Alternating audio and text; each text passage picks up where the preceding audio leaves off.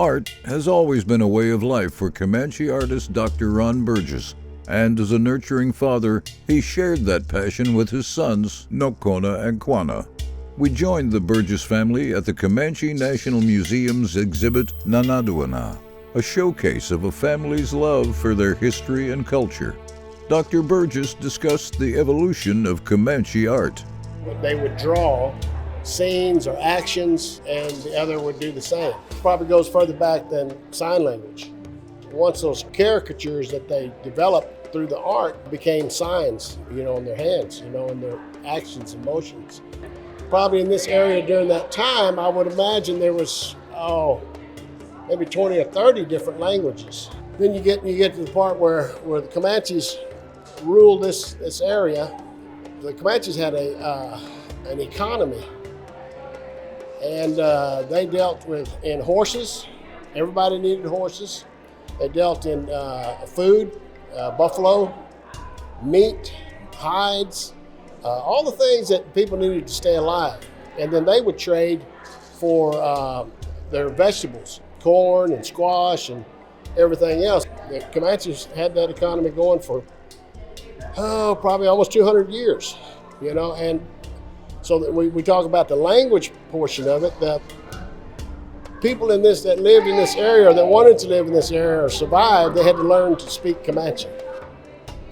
A lot of tribes spoke Comanche in order to trade, in order to save their own lives.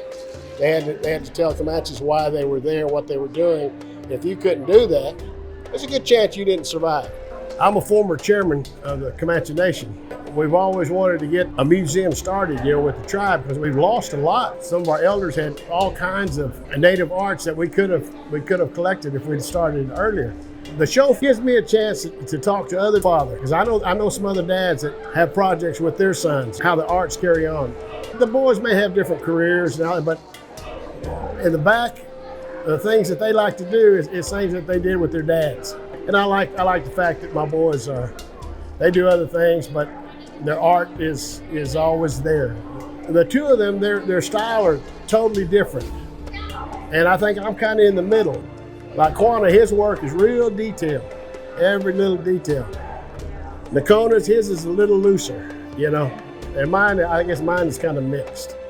Dr. Burgess is the father of Nocona Burgess and Quanah Parker Burgess, who are direct descendants of Quanah Parker, the last chief of the Comanches.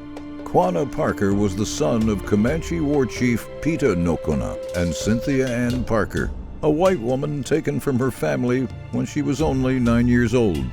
As a teenager, Quanah became part of the fierce Quahati Comanches. He sharpened his leadership skills and, as he grew older, promoted self-sufficiency, self-reliance, and peace for his people. Once numbering in the thousands, by 1875, Comanches in Texas had been reduced to about 1,600.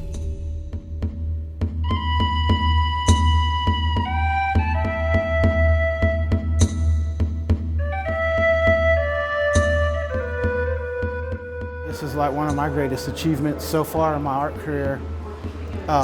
The body of work that I've done, and then also the collection they had of my dad and my brother. So it's an honor, to show with my dad and my brother and have my family here. And and my children, they can see the work that I've done with the museum here, and I'm just proud. Camp 7 is Quanah Parker's home camp, which is located in Cache, Oklahoma, and that's where you could pinpoint the Quahada band settling, here in Oklahoma would be Cache, Oklahoma, and then specifically Camp 7 would be Quanah Parker's camp. And so that's what this painting's signifying. And then we got, the 7 teepees. 7 is a lucky number in Comanche culture. What's cool about this is that it kind of takes you back in time of what a camp would be, and then maybe even at night. So that's why I do these, just because of the layout. It's a little bit mystical on the mystical side, And so it's just kind of like a serene scene that takes you back in time of what an old camp would look like. That's a buffalo skull, and it just kind of adds more significance to the native culture. You know, everything was used from the buffalo. We relied on it a lot, and as that died down, then, you know, so did, you know, some of our cultural ways. But with this painting, you know, you can still live on and kind of show that in my art.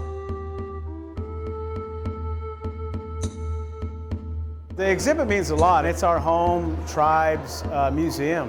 You know, Dad started it all, and it was never that, oh, you're going to be artists. We just was always around it, and we were always encouraged. I was kind of surprised that they had so many pieces of all of ours. I knew they had a bunch of Quanah's pieces, but I didn't realize what all they had in their collection of mine and my dad's. And so, but it's really nice, like I said, to be here in front of our own people, in front of our family, and for people to be able to see, you know, what we do. And all of our work it's similar, but yet it's different. We all each kind of have our own style about it. And then, and like I said, we're just always encouraged to do it. But, you know, we're also pushed, if you're going to do it, you know, you want to do it the best you can. A lot of the famous Comanche painters all came from kind of the boarding school era. You know, Comanches did ledger work. They did calendars, they painted shields, you know, so there's always been kind of a painting aspect in the culture. Then all of a sudden you kind of get on this spur of this contemporary style of painting, you know, because I paint really super contemporary. I use historical references, you know, Quanah does too, and so we all kind of have this contemporary aspect about it, but it's in like traditional stories, traditional culture. And so I think that that's kind of where we kind of fit in here. I grew up around Ranch Hood and Doc Tate Nevacoya and a lot of other artists in the area. But yeah, you know, my dad and them, you know, there's always just been art around. My grandfather, whose piece I finished over there, he was an artist. My dad's grandmother, who raised him, did beadwork, and she was blind. You know, and she knew the different colors by the pill jars that she kept it in. My mom's mom is a quilter. You know, so it's everybody. You know, everybody's an influence, and it's always just been around, you know, so yeah. And then my granddad was a Comanche code talker. The year is 1944, and the world is at war. Looking for a tactical advantage, the United States military recruits 17 Comanche men, each possessing a unique ability that'll prove to be instrumental in saving thousands of American soldiers and play a vital role in winning the war.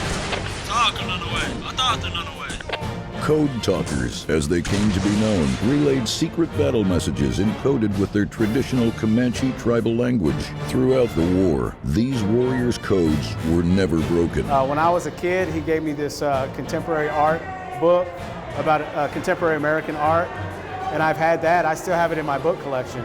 I've always been a history nut, and so somewhere along the way, reading all these books, and seeing all these images and these books, you know, like the Time Life leather books, they look like leather. I love those things. And so somewhere along the way, that history, those images kind of ran into like a contemporary painting style, and then it's like, here I am. I did a whole series of paintings. It's kind of a cross between real super contemporary, almost like superhero, female, native, Greek mythology type stuff. It's really set well with people that love strong women. So yeah, so that's what this painting series is about. It is said that not only did Quanah pass within the span of a single lifetime from a Stone Age warrior to a statesman in the age of the Industrial Revolution, but he accepted the challenge and responsibility of leading the whole Comanche tribe on the difficult road toward their new existence. Quanah Parker died on February 23, 1911, and was buried next to his mother, whose body he had reinterred on Chief's Knoll at Fort Sill Military Cemetery in Oklahoma only 3 months before he joined her there. We're here at Fort Sill. This is where Quanah Parker is buried, here at the Post Cemetery. And he's here right behind me. And his stone says, "Resting here until daybreak, shadows fall, and darkness disappears." In Comanche, "Sika suayurape matu tabetoi, tukan kita pahita, deasa tukani tui." And tukan kita is the shadows, pahit is to fall. And then the darkness disappears. Nanahtuanuu. There's really not a word for disappear, like the nighttime doesn't disappear, but what it does, it just keeps going.